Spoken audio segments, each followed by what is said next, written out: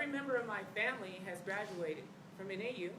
I went to NAU for elementary school, Eastburn Education Center. I was also a student here. My daughter is a current student here, and I've also taught school here at NAU. I am running for mayor because I believe that Flagstaff is at a crossroads. We are going to be at over 100,000 people by 2030. It's new individuals and how we preserve this essence, what we call Flagstaff, our quality of life, the reason why we are all here. I think that's extremely important. I think the role of the mayor is first and foremost to take the vision of a community and hold that, and to make sure that we filter all the needs and consideration through what is the vision of us as a community. I think it's also the role of the mayor to ensure that everybody has the ability to participate in what we call democracy, public participation, to be a part of the solutions, to be a part of what we are doing here in the community, to help move the community forward. I think it's also the role of the mayor to make sure that you set aside ideology and pettiness and work with the other members on council, understanding that we all might not agree on everything, but we can move forward together for the success of the city. I think that's extremely important. In addition to being on the Flagstaff City Council, I'm also the executive director of the Sunnyside Neighborhood Association of Flagstaff, as well as a small business owner. I look forward to our conversations, the questions that were asked of council. I really hope you ask those same questions of us as mayoral candidates, because I think that those are great questions and incited great community input and dialogue. So thank you very much. Thank you. Jerry. Hi, and welcome. Thank you for coming. My name is Jerry Neighbors. I came to NAU a long time ago from Yuma. I loved it, and I stayed here. Went to law school in Tucson, came right back here, came up here every summer, and I was an attorney in Flagstaff for 30-some years. I represented small businesses, construction issues, and forming a business, and so I experienced firsthand a lot of what people in Flagstaff go through to get and keep a job or a business here. After a while, here a few years ago, I've been mayor for 4 years, and I had never been in elected office before, but I saw that the city council was making mistakes. And they were making mistakes apparently because of a lack of either knowledge or experience on the city council. So, you know, put up or shut up, and so I offered to run for mayor, and I was elected. In 2012, I was re-elected in 2014. Now, what does the mayor do? Well, obviously, you know, the mayor is the chair of the council meeting every Tuesday. That takes hours of preparation. The mayor has to know the agenda and all of the issues more than anyone else in order to guide that meeting. But also, there is a lot that the mayor does, as you could say, behind the scenes. Things don't just happen, I have learned. Things that need the state legislature's help happen if you have a relationship, connection with the state legislators. So I spend a lot of time developing those, talking to those legislators, finding out what their point of view is, sharing our point of view so that we can work together. I meet with the governor, and that has brought us considerable assistance in Flagstaff.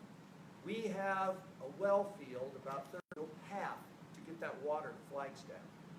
We needed the use of the I-40 corridor in order to bring that water into town. And this is, you know, going to be some 20 years down the road. The staff could not get that done. The prior governor was disinterested in it for certain reasons. When this governor was elected, I met with him, we talked about it, we have that agreement now to use that I-40 corridor. You can finish up. I meet with our federal representatives and bring programs that we can use into Flagstaff. I meet with APS. You're thinking, well, why? Jerry? A lot of reasons. So I could go on. You can come back to some of these Okay. as you answer questions. The class has developed 2 questions, and let me put those toward you. We'll ask Jerry to start this time as responding first. Our audience today consists largely of NAU students, so you can imagine that the relationship between NAU and Flagstaff is a primary concern. NAU students face unique challenges in the Flagstaff community. In particular, a lack of adequate affordable housing, a high cost of living, and low wages. And we heard some of these questions just earlier for city council candidates. If you were to win the election, what would you do to improve conditions for NAU students living in Flagstaff? Okay. We had a special council meeting on the cost of housing in Flagstaff. I asked for it, council agreed to it, and we found that it is very simple. It is supply and demand. And as you know, the demand, especially for university students, has gone up rapidly in the last few years. There is not enough supply. Several projects have come before council to be student housing. One was across the street from Galaxy Diner on Old 66. Some of the people on council, no, we don't want that. Okay, it would have been pretty close to the university. So then another project came away from the university. No, we don't want that either. Then now we have the third major project, which is the hub, which is in the middle of the south side, and it is going forward. It could have been a lot better. I voted for the better option. My opponent voted no. They're going to do what I call a lesser option, but at least there will be some housing. I am constantly pushing on issues that will bring more housing. That's the only way you are going to get reasonable cost, is if you have more to meet the demand. Thank you. Carl? So I have a question for all of you. How many of you have had any government official ask you about the housing issue? How many of you are students here in Northern Arizona University? So what I think is missing from the overall conversation is you all. We had a special meeting at the Flagstaff City Council to talk about housing, and student housing came up. Guess what? There was developers there talking on your behalf for student housing. We had realtors talking on your behalf. We had builders. There was not one student there to represent your student housing needs. Not one. The particular issue over, it was a landmark by a Galaxy Diner. The issue there was going to be 58 families kicked out in the street with no place to live. When I went and I talked to students, I happened to be teaching a class that semester, guess what? Not one student in that class supported that. And I was like, wow, you have people that are speaking on your behalf, saying that you have to have this housing in this location, and those individuals need to be homeless, but there was not one student there representing that. What I plan on doing as mayor of this city is involving students in the conversation. Very specifically, I think that we need to have a student task force put together, not only of NAU students, but also CCC students, because they have a problem with housing, as well as students from other universities that are represented here. And to have a conversation, a dialogue.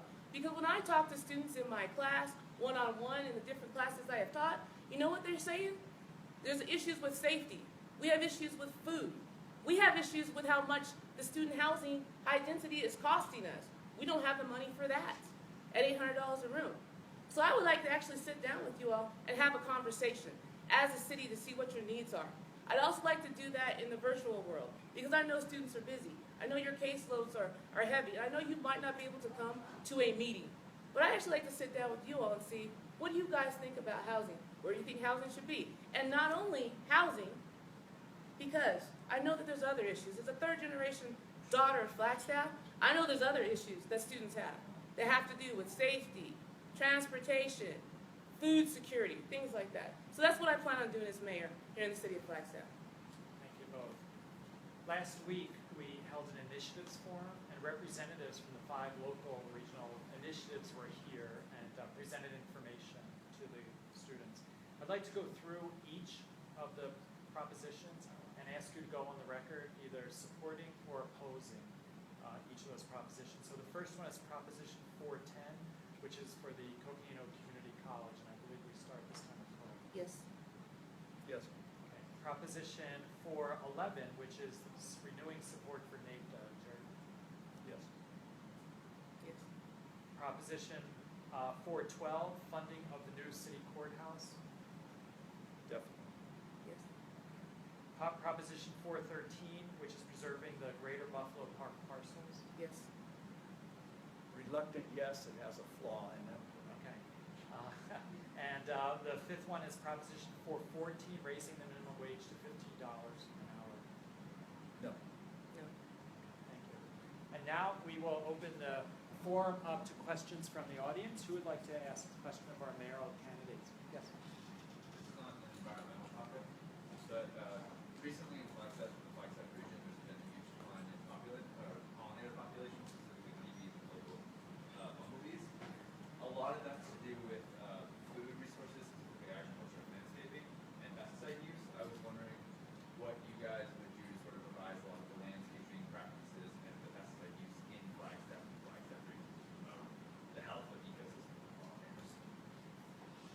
It's really specific. I can provide more context if needs to. I know it's kind of targeted. And I lost track of what you said, Gary. Well, we have landscaping requirements.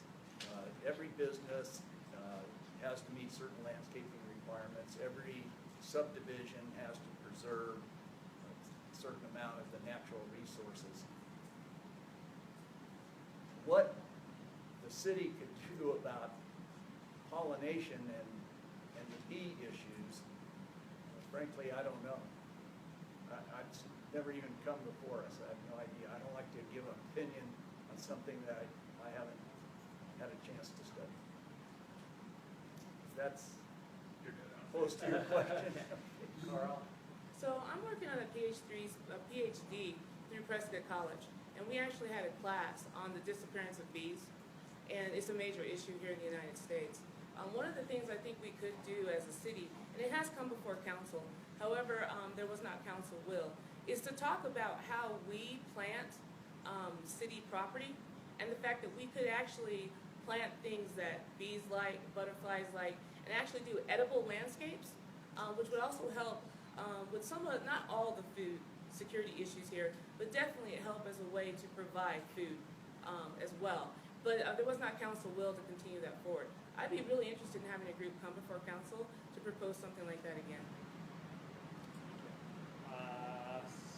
Yes, in the back. Hi, so we heard today, there's a lot of land for housing. And then regarding the greater Buffalo Park, so Prop 413, which you guys kind of seem to be divided on.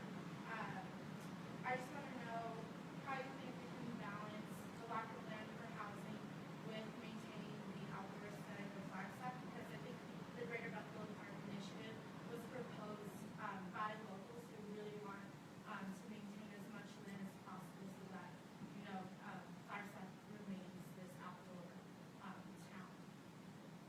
I think the Greater Buffalo Park initiative was proposed because people are really fearful of what is happening currently at council.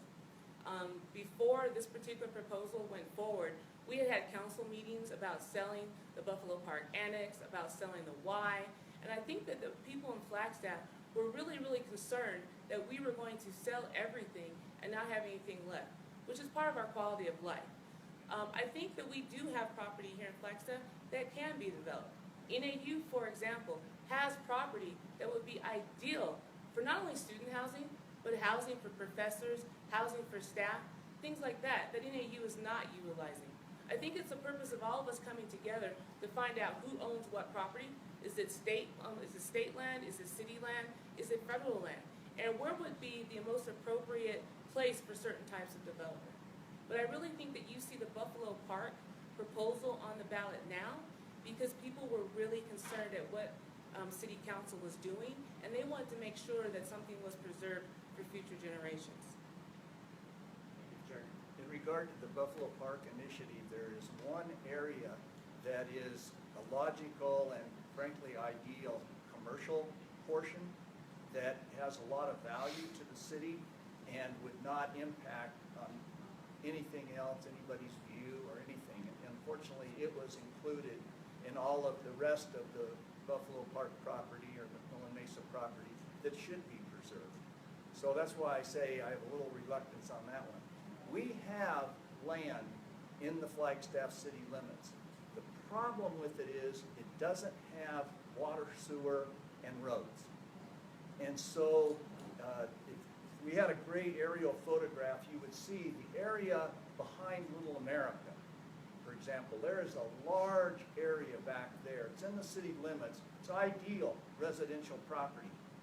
Who is going to build the road and the utilities? It's because there are numerous owners, no one can afford to do it just for themselves. So the city, and I've had numerous meetings with all of those property owners, they're all willing to contribute their share. Just need someone to facilitate them all getting together. Everybody puts in their share. The city drives the car, so to speak, and we build the road, get the utilities in there. That opens up thousands of acres, and it would immediately then become developed for residential use. That would give us an inventory, that would bring the prices down.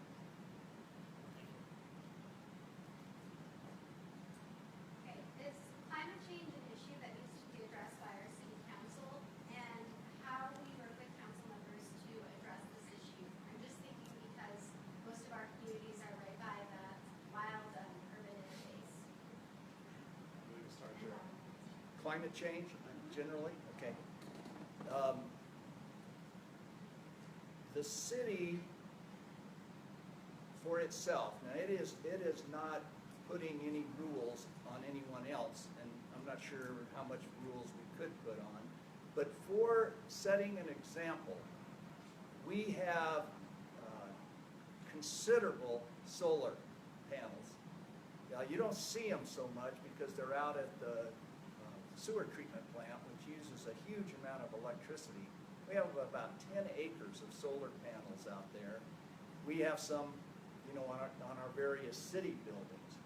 We are always looking from the city's point of view of what can we do for our carbon fingerprints, if you will, and on our impact, and lessening that wherever we can. We change out light bulbs in city buildings and all of the easy things.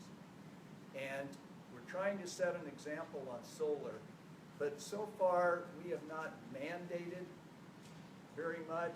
A little bit in some of the energy savings requirements on residences, but that's a stretch for a city government to get too far into that. Thank you very much for that question. So before council, a resolution was brought before council not long ago, asking that the Flagstaff City Council support the concept of a carbon tax.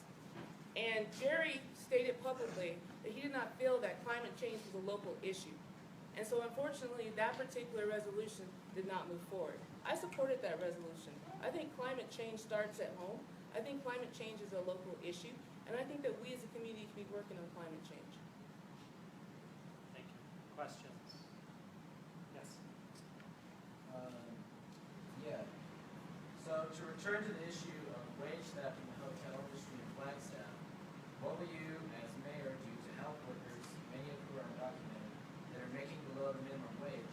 And because this industry is making money out of exploitation, will you refuse to take money from the hotel industry where you already have, which you give it back for your candidates? Start with Laura. So there's a couple things. First of all, the organization that brings the Mexican consulate here for the mobile consulate services is my organization, the Sunnyside Neighborhood Association of Flagstaff. We're the individuals that help get the facility and help cover the insurance and the cost. So I think this is extremely important. I know exactly the issue that you all are speaking to. I think one of the things that we can do first and foremost is help with the creation of a worker center here And I believe that Emily Davalos, the Repeal Coalition, is currently working on something like that. And this would be a one-stop place where individuals who are experiencing these types of trauma can go and get assistance, whether they are undocumented or whether they are documented. There will be someone there who knows the law, understands how to fill out the complaint, and can assist individuals. I have not taken any money from the hotel restaurant industry at all in this particular campaign, and I guess that kind of answers that question as well. Did I answer every part of your question? Because this is a serious issue. People have been talking about this for a while, and I think having that worker center where people can stop and get the information that they need, they can help understand what their rights are, I think that would be extremely important.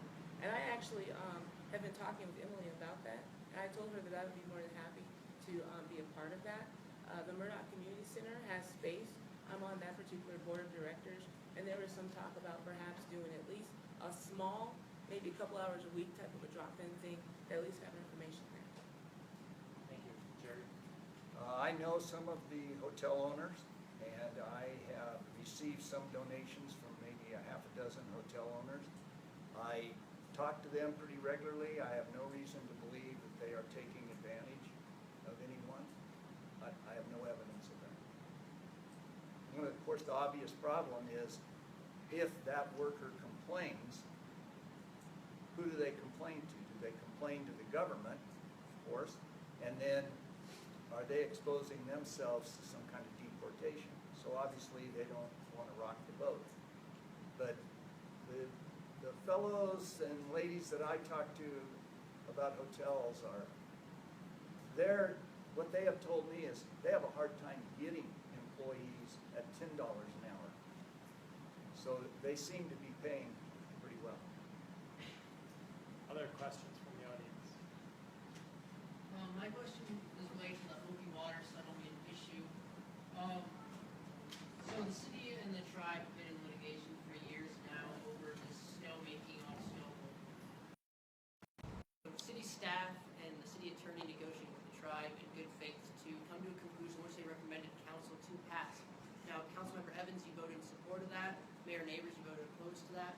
And I'm just wondering, when coming to that conclusion, that decision specifically, and I guess broader decisions about the nature of our community, how do you juggle competing legal, ethical, personal issues to make the best decision for the future of Flagstaff and for everyone in our community? Let's start with Jerry.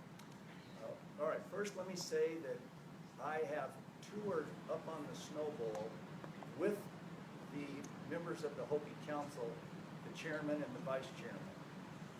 And we saw where they do snowmaking and where they don't, where they allow skiing and where they don't. And the Snow Bowl takes quite an effort to protect the areas that they have been told are the most sacred. So the Snow Bowl is trying to share the peaks as best they can. Now, I am a supporter of the Snow Bowl, and to me, the Hopi issue was an issue between the Hopis and the Snow Bowl, not the city.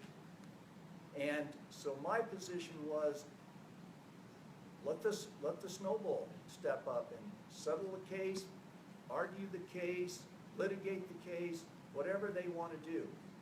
Why would I have the taxpayers, the city, pay $1.6 million to settle a case that is really in between the Snow Bowl and the Hopis?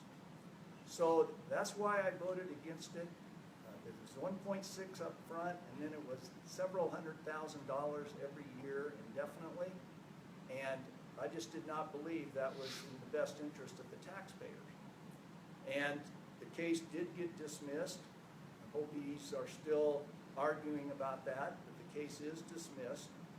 And so the Snow Bowl took care of that, and they had the case dismissed. Now we have continuing negotiations and continuing issues with the Hopis about water, with the Navajos. But this is, in some respects, they need the city. In some respects, we need the Hopis. We're not trying to be enemies with them by any means. We're trying to respect their beliefs. But it came down to a lot of taxpayers' money for an issue that I thought was between the city, or between the Snowball and the police. I think that the decision lacked leadership. To say that this particular issue is between the Snowball and Hopi is disingenuous, because the situation was created by the city of Flagstaff. So I think what happened just showed a lack of leadership. We just heard about the pipeline that Mr. Neighbors received, or said that he worked with ADOT to receive. The reason why we need to go through ADOT right-of-way for the pipeline for Red Gap Ranch is because the Hopis and the Navajos are upset about what is happening on Snowball and won't let us have access. How much more money do you think that costs taxpayers? This particular lawsuit and the fact that we have let this situation really go on for so long is disturbing on so many different levels. We could have started to try to re-establish a relationship with our Native American partners. Instead, we let them drive in from Window Rock, not once but twice, and then turned around and didn't approve that settlement. We have other issues here in this community that have to do with water, that we are going to need our Native American partners. And what we're doing, I think, is tragic.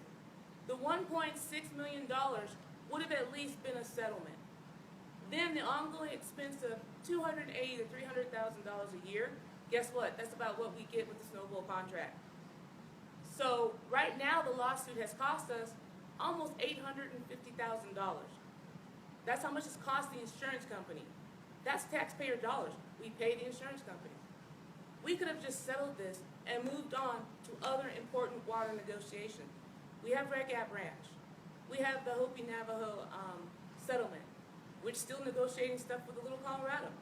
But instead, the Hopis, yes, they lost this particular lawsuit, but guess what? They've refiled. And so it's going to continue. And as long as it continues, we will continue to have a rift that we created.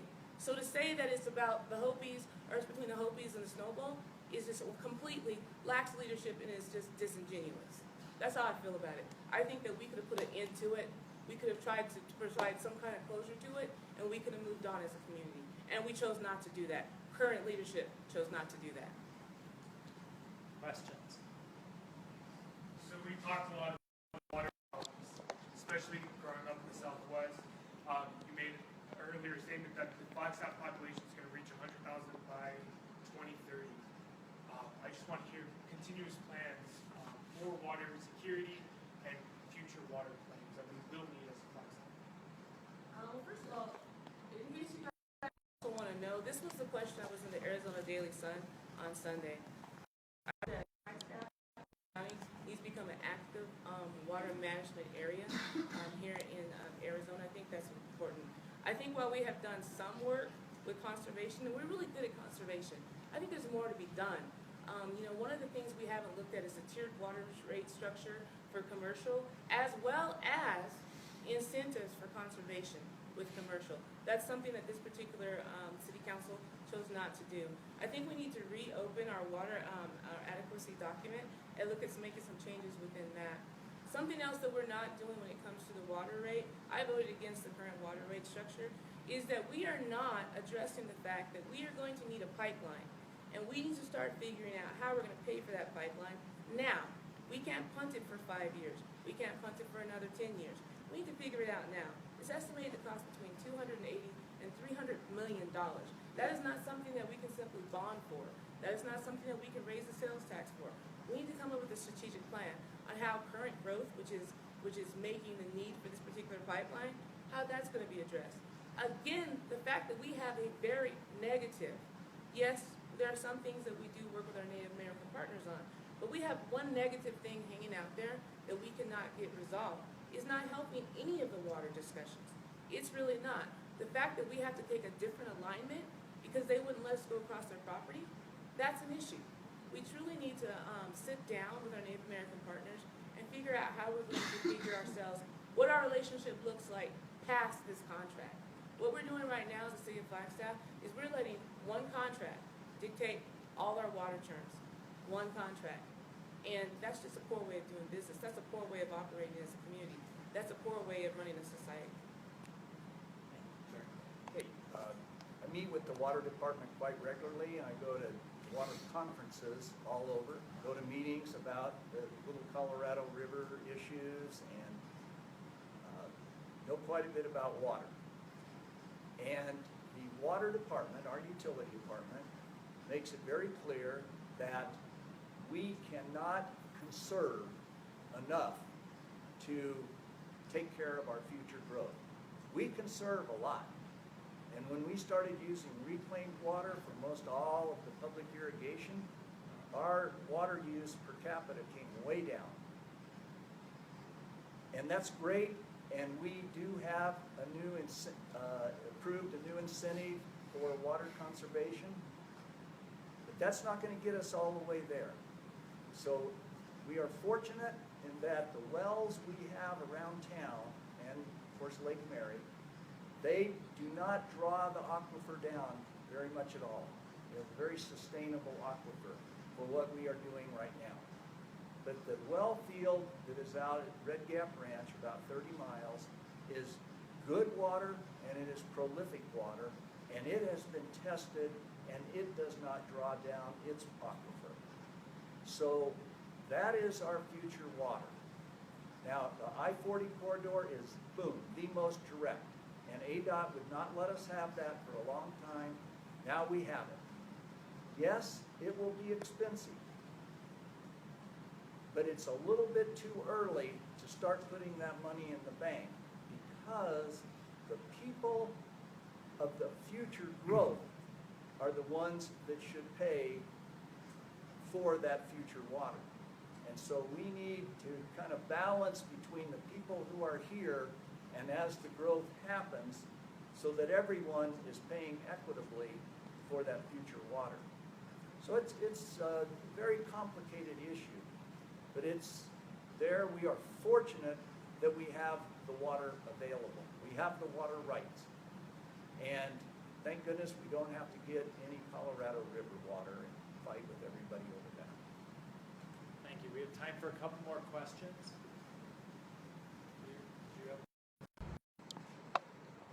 Oh, I have a separate question going back to the wage stuff, because I'm part of the group that was able to kind of make this issue come to light about the wage stuff. And I know that we've reached out to some of you and some of you have not. But how do you plan to bridge that disconnect between this community that's getting their wages lost and these business owners that are, because this is happening, I'm telling you because I was the one who was behind this and who has met with these people. And we reached out to some of you, and specifically before we came to you, and they felt like they were not heard. So how do you plan to bridge this community and you as a mayor in order for them to feel like they're heard and they have a place to come to where there's community members, where the representatives are going to represent them? Right, the bridge between the employees and the businesses, and how do we come to a minimum wage that's acceptable? It's not a minimum wage, it's wage theft that's happening. And people are not feeling like they're being heard by either one of you. Maybe we haven't come to you specifically, but they're feeling like, for example, you brought up the worker center, and we spoke to them, and I heard from the community, no, we don't want to work with the politicians because the politicians are not listening to us, and they feel as though they've reached out to you and you shut down their complaints. So how are you going to bridge that part of the community and city officials, because some of them are undocumented and some of them are afraid to come forward? Okay, I'm not quite sure I understand the question. Is the question that you think that some elected officials are not listening? I'm talking about this specific part of the community, because you can listen to business owners, but what are you doing to listen to the people of the community that are being affected by this? It's not an attack against any one person. It's a general, how can the mayor's office be more responsive? Is that fair? Yeah. To help the people that are the most, That are being affected by this.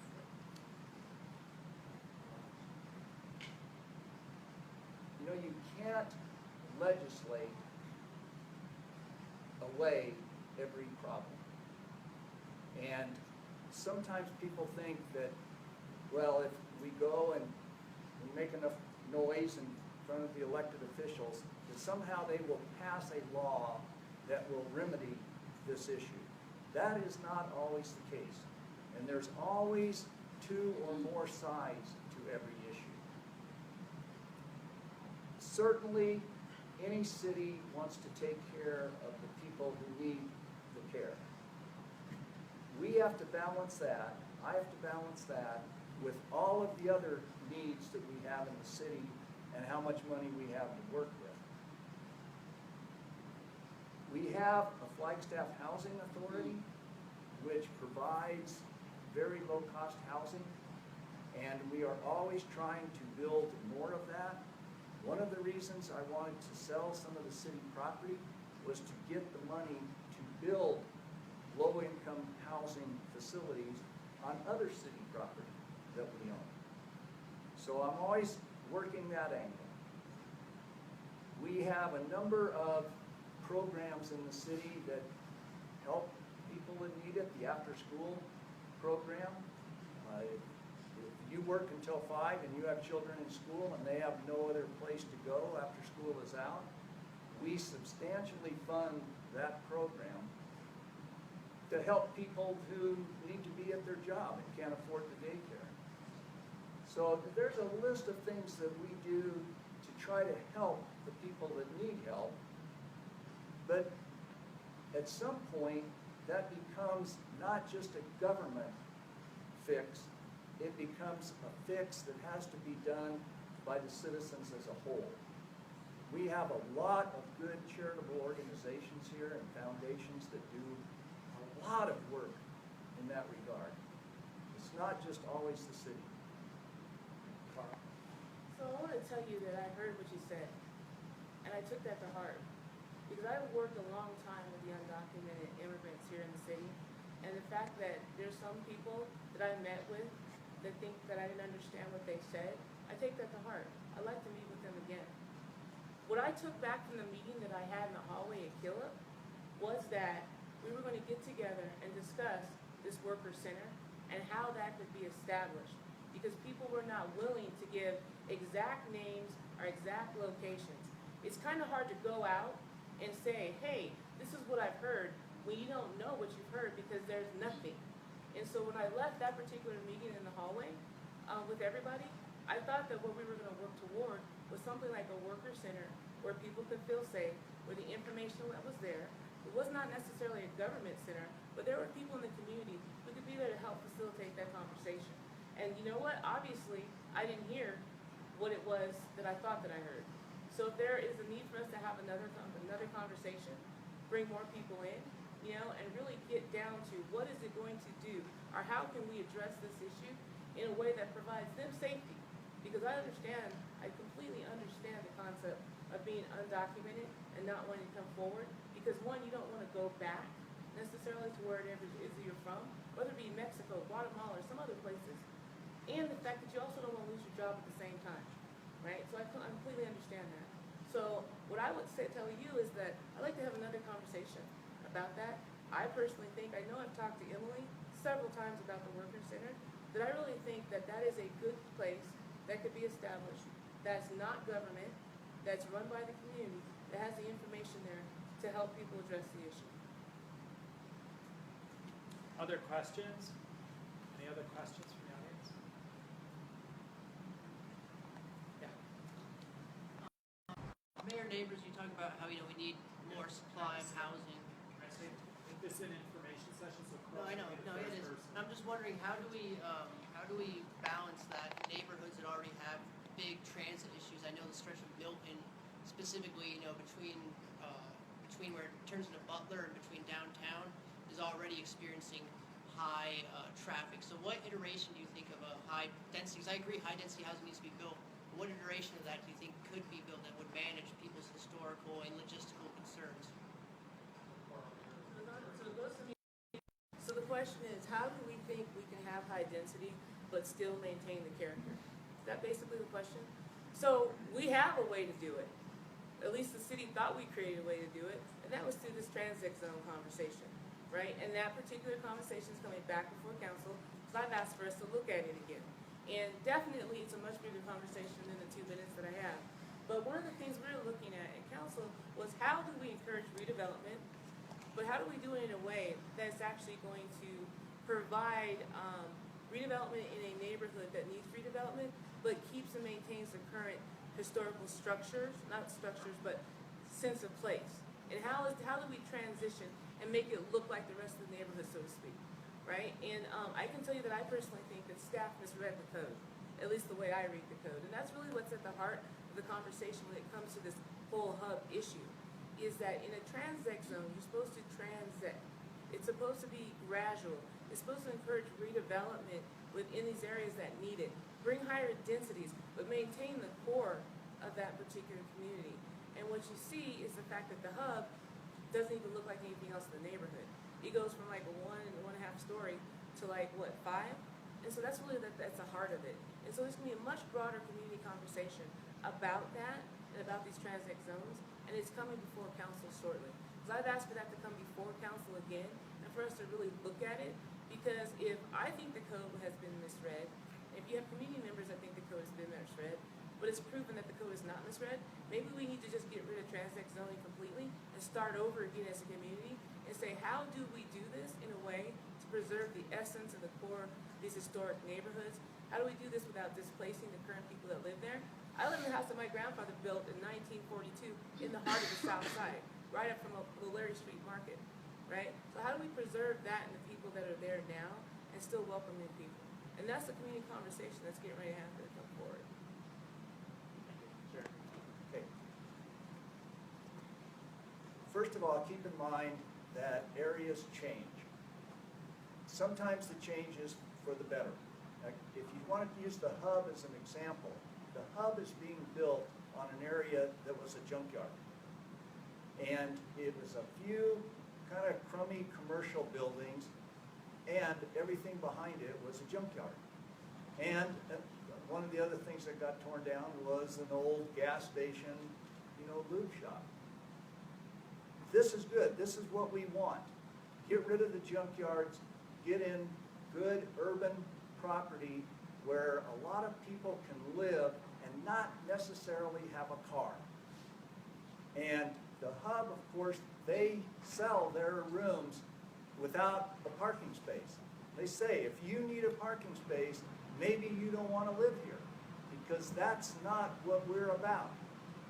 So you want to get that high density so that you have a lot of people and you have a lot of shops, little restaurants, and that's urban living. And that's very popular. And a lot of people like that. Now, the hub came in and they said, we would like to do this project. 3 stories, then it would step up. You'd hardly even see the step up. We would have shops along the sidewalks. It would be architecturally pleasing. They needed a change of zoning. And the council, it took 6. And the council would not agree to that change of zoning. So they said, okay, then we are going to build under our existing transect zone that was there before me. And that is what they are doing, and it is not as attractive. It's 5 stories right straight up and no shops on Mike's Pike. So when you have zoning codes, that's the law. You deal with those as best you can. And we had a pretty good deal, but council wouldn't go along with it. So now they're going to exercise their rights and do what they're allowed to do under the law. Yeah, you can try to go back and change the transect zones and change the codes after the fact. That's always very difficult. Any other questions? Yeah. Navigable urban development, what do you guys have planned as far as the social development of our city?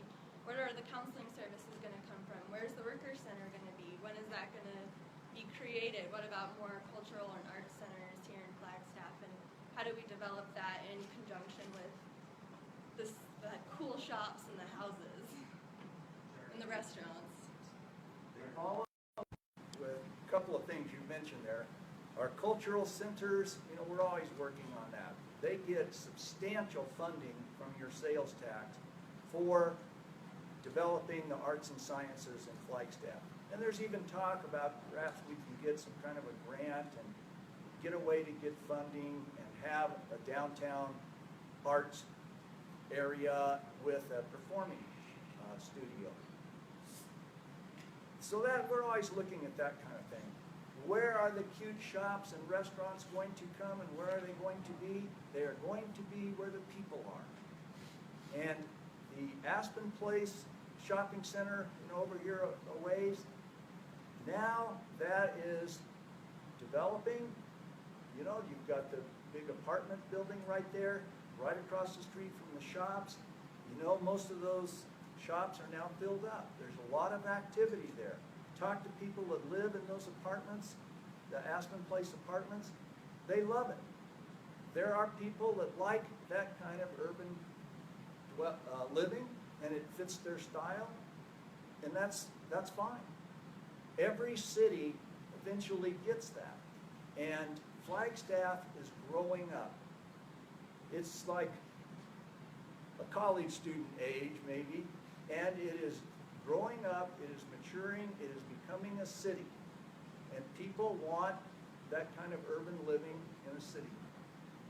So it's going to happen, but it's not mutually exclusive of arts or any other thing. So what you're talking about is the social infrastructure. We're building, we're developing, we got roads going on, but what about the social infrastructure that a community needs? The Worker Center, the library, the Arts Center, a neighborhood services center. That's what you're talking about. That's how I took your question. That's one of the major issues that's happening right now at the City Hall. We have a lot of focus on the structures, the development, the cute little shops, the taxes coming in. We have zero planning going on when it talks about a neighborhood services department and how a neighborhood works, the different services that neighborhoods need. We haven't talked about gentrification at all of any of the historic neighborhoods and how we're going to prevent that, even though there's ways to do that. We haven't talked about things like a worker center, where that may or may not be. We haven't talked about any of that as a community, at least not as a city council. That's one of the things that I'm hoping to bring to the table, because I think that that is just as important. It's not enough just to build and build and build and develop and develop. We all live in developments. We all understand the concept of building. We all work someplace that's part of a development. We understand that. But what we don't have right now is a balance between all the things that come with that. When are we going to get a new homeless shelter? Is it going to be close enough for people to actually get to? Where's the new bus line going to go to? Can we have bus service every 5 minutes? We're not talking about the social infrastructure that we need as a city. And we need to start having more conversations about that. And that's what I'm going to bring to the table. Great, and I think we're almost at the end of our time. If we could do a closing statement, if there's anything you'd like to communicate with our students, and we'll start with Coral. I would just like to say thank you very much again for having us here tonight. I think that you engaging with us and you asking us these questions has been really insightful and really exciting. And I really hope that you come to City Council and continue to bring, some of you guys are always at City Council, but bring that passion with you. I also want to make sure that, that you guys go out and vote this year. People talk about all the time how voting is important. I'm telling you, really, your voice matters. It matters a lot at the local level because you can really see the difference here at a local level. Some elections are won by 51 people, 107 people, things like that. So I really encourage for you all to go out and vote. And I encourage you guys to go out and talk to your friends about voting and why it's important. I think you can see some very clear differences here before you right now. I also think you can see some very clear differences when it came to the council candidates as well. So I just encourage you all to do that and to be actively involved with where you live, to be actively involved with where you sleep, to be actively involved in where you work and where you get your education. Because that's just invaluable. Thanks. Appreciate it. Thank you. Sure. Thank you. Again, my name is Jerry Neighbors. I've been the mayor for the last 4 years. As you can perhaps tell, I'm fairly conservative. I am very conservative when it comes to your tax money. I watch that tax money just like as if it was my own. Part of it is. And I feel that Flagstaff is maturing into a city in Arizona that is a player. And there are 91 cities in Arizona. We are the 13th largest. It is time that we get treated the same way that other cities do by the state and federal government. In order to do that, you need to develop those relationships. You need to be able to talk to other elected officials and other entities and come to some agreements that help everyone. I'm very much business oriented. As I said at the beginning, that is my background. I have experienced the business side of this community, especially the small business, for over 30 years, and I do everything I can to protect your right to have a business and have it succeed. Thank you. Thank you both for coming and sharing your views with the students in NAU. We really appreciate it. Let's give a hand.